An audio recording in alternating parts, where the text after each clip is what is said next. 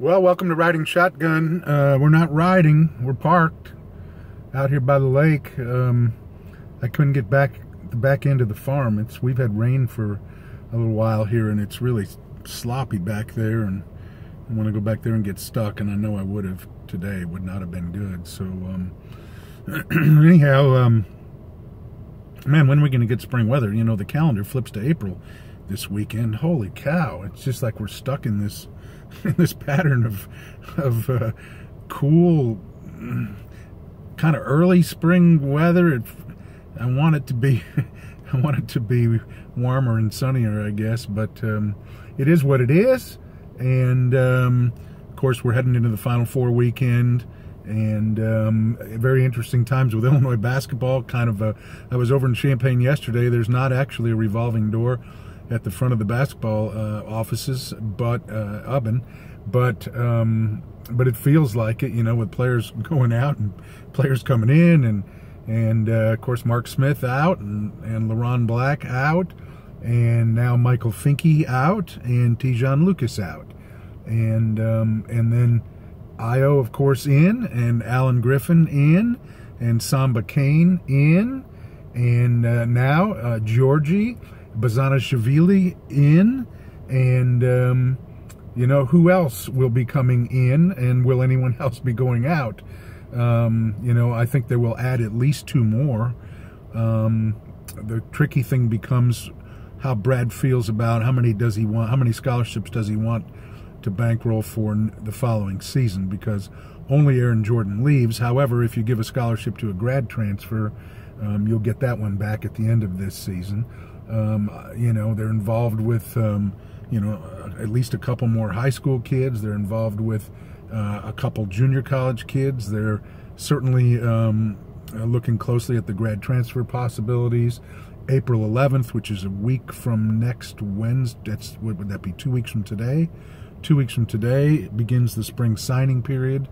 And, you know, not only will that lock those guys in who didn't sign in the early period, but it will also allow Brad an opportunity to talk about those guys. And I want to hear him talk about Samba Kane, and I want to hear him talk about all these new players, and how he envisions them, and how quickly he thinks they can impact the program. And I want to hear him talk also about some of the departures, and what this does to their growth and timeline for it.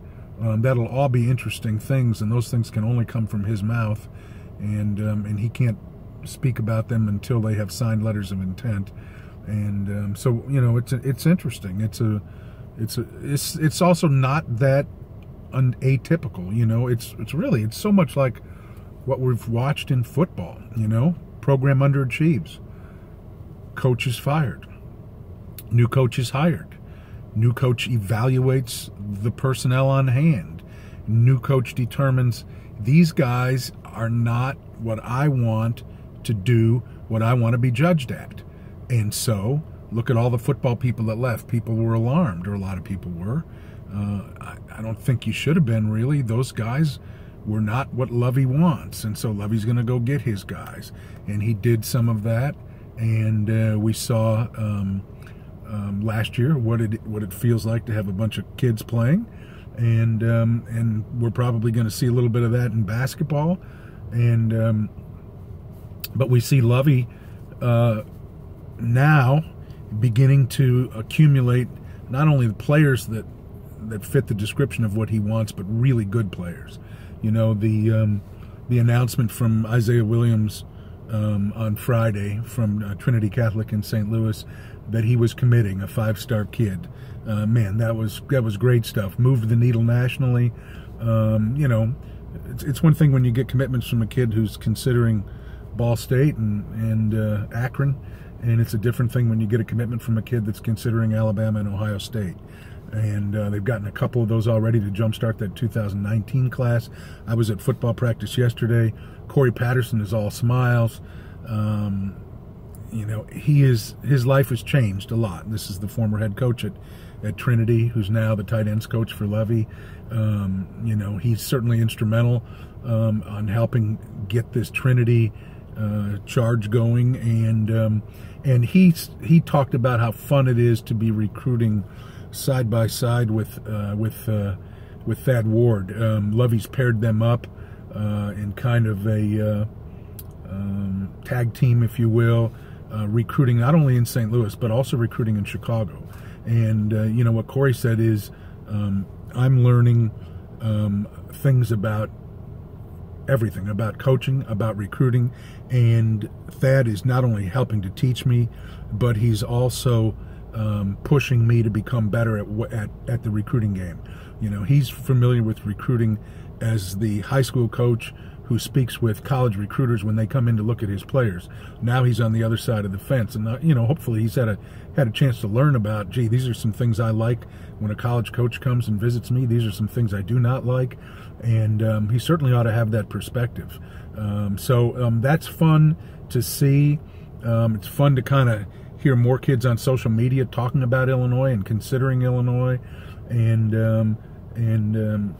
you know, with Io coming aboard in basketball, and with the success Trent Frazier has had, and I just got a really good feeling about Samba Kane. I think that is going to end up looking like a really fortunate get for Brad. Not only does he fill a need for a big guy, you know, pretty much a 7-footer, but I think there's a lot more potential there than just based on what I've seen and talking to people, than maybe he's given credit for.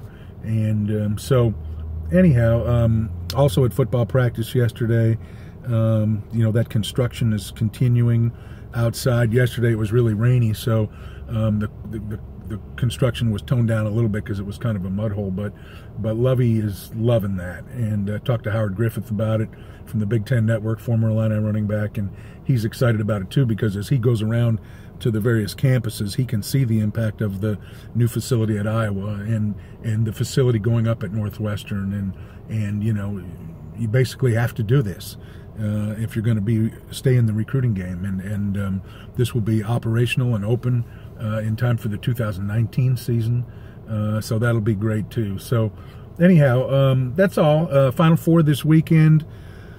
Man, I don't know. You know, there's no such thing as an upset anymore. Can Loyola make it to the Final Four? Sure they can. You know, I'd probably pick Michigan and Villanova. I was really happy for Bill Self that they won that game with Duke in overtime. I think that meant a lot to him. You know, with this team to get that far, I think that was great. And you know, good for Loyola too, man. What a great story. You know, I think they're a great story. I think Michigan is a good story too. I think Beeline is really, you know, a heck of a coach, and it would be fun to see him get a national title. It'd be really fun if they can get to that championship game, no matter who they are paired against. I'll be rooting for him. I just think they're a good story. I think he's a good coach. I think he'd be fun to play for, and I think he's done a good job with this team. So anyhow, thanks. Hopefully next week a little drier. On my way around the country today, our farmer was out last week. We had a dry day. He was out and got in the fields and just busted up some of those corn stalks from last year. He's getting the fields ready to plant. He told me he thought he'd plant corn in mid-April, maybe. You know, I think obviously it's going to have something to do with whether or not they can get out in the field and if it's dry enough. But so that stuff's coming soon, and hopefully spring and warmer weather with it. So anyhow, thanks guys, appreciate it a lot, and we'll talk to you next week. Bye.